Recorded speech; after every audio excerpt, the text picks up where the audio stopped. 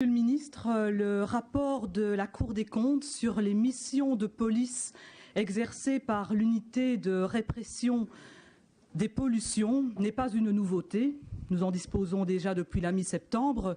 Ce qui est nouveau, par contre, dans ce dossier, et que je trouve d'ailleurs particulier, c'est que vous ayez répondu par voie de presse à la Cour des comptes plutôt qu'à la Cour des comptes elle-même, sachant que sa demande date du 4 avril dernier.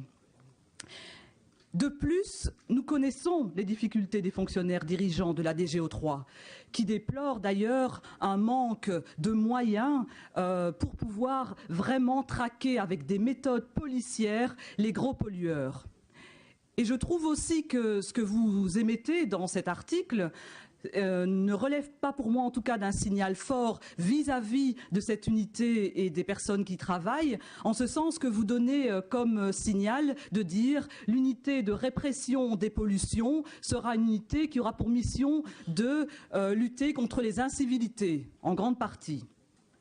Eh bien pour moi, c'est véritablement un mauvais signal envoyé aux gros pollueurs et je dois dire que cette déclaration, quelque part, me conforte dans l'idée que ce gouvernement, de manière générale, est fort avec les faibles et faible avec les forts. Le problème, ce n'est pas l'unité de répression des pollutions.